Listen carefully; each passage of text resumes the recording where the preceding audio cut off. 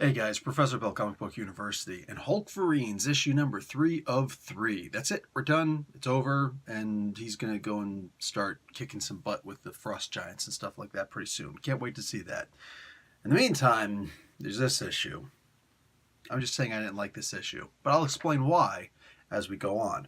Alright, so we got writer Greg Pak, artist Ario Enendito, colors Maury Hollowell, VC's Joe Caramagna on letters, and the cover artists are Greg Land, Jay Lyson, and Frank D'Armata. There's a variant cover out there. Gerardo Zaffino is responsible for that one. All right, so basically this is like a comedy trope. There's a bunch of silly things going on. I practically expect to hear the old Benny Hill music going on. You know what I'm saying? Is like people are running around. It's practically like that. I mean, it's just there's a lot of silliness in here. Particularly Dr. Alba and the leader getting on with each other. I mean, like, get a freaking room, dude. What the hell? So, excuse me, this book goes out of its way to show that Captain America and Black Widow are ineffective, Hulk and Wolverine are useless, and Hulkverine is just the greatest there ever has been, the greatest there ever was. Also give him a new power. Apparently he can fire his his claws as projectiles. Like he's now the Hulkver porcupine Hulkenwerferstein. Whatever the heck they're gonna call him. Dude, like seriously, he's just like, the middle one, and it's like, what? Well, I mean that can't grow back, right? Like, because if that's the case, then adamantium is just free. I mean, did you have to go and grab it and like put it back in? What was that? What was that? So I don't know what's going on. But sometimes when you try and buff up a character a little bit too much, it's like, let's just be honest for a second. Did anybody honestly think, that you could just simply take this one comic book that seems completely out of continuity because Wolverine just came back alive, wasn't too much done with that. What do you call? He's already fighting in the War of Realms, and he's on the X-Men team, staying away from people. That's what he does. Aside from that, Hulk is Immortal Hulk now, and this is completely out of character. So this felt like it was just, not in the standard Earth 616 universe. That's what it felt like to me. Really, really different. I mean, this book fell a long way from the primary, like the first 2/3 of the Weapon H book. I mean, I enjoyed those, and this is just not quite that good. The art was good. Ario Enendito, one of my favorite artists. This is not up to his standards. I didn't want to harass him and ask him what was what. I know the guy is ridiculously busy right now. I feel like he's doing major interviews practically every day if you guys follow him on Facebook.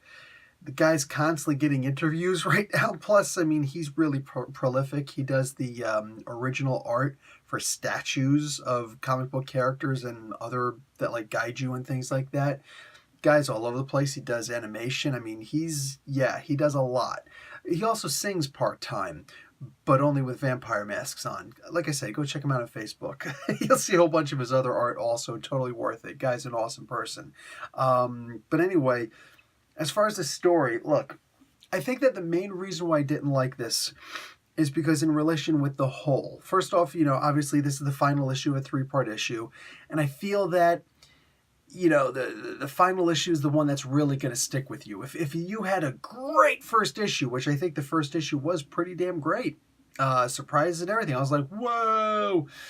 But later on, the next issue wasn't quite as good, and the third issue just felt like, you could tell the tinges, the fringes of comedy showing up in this, but in this issue, it was just nothing but comedy, and I didn't appreciate it. I mean, you can't honestly expect to just change the flow, the tempo of a comic book, the mood of a comic book. It's like serious and awesome in the first issue.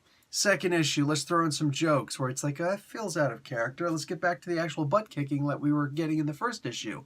And then the third issue, now we're just going to have fun. And he's going to shoot his claw. The kids are going to love that. Well, I don't. I didn't like this at all.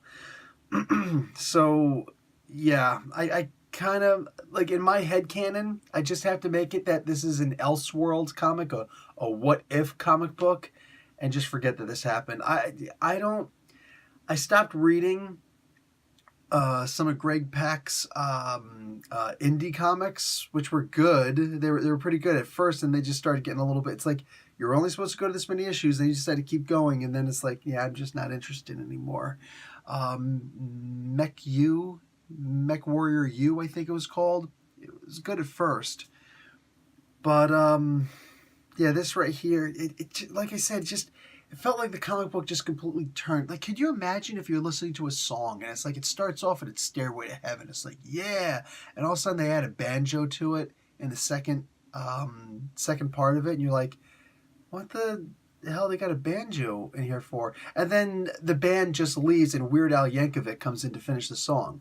Oh, that may sound like it's going to be totally awesome, but you don't want that, really. I mean, not really. So it just, it's like either have Weird Al do the whole thing, or have the whole thing include the banjo, or just let Zeppelin play through, you know? And this just wasn't right. So anyway, guys, I cannot, not only do I not enjoy this comic book, but I'm going to feel a little bit sketchy about reading Greg Pak books from this point on. I already started to feel it because although I love the Jody Houser Star Wars books, I didn't even want to try jumping on Greg Pak's Star Wars stories. And those are the Star Wars stories I love the most. That's the original trilogy stories. And I have no interest in jumping on there because I don't have that confidence in Pak anymore.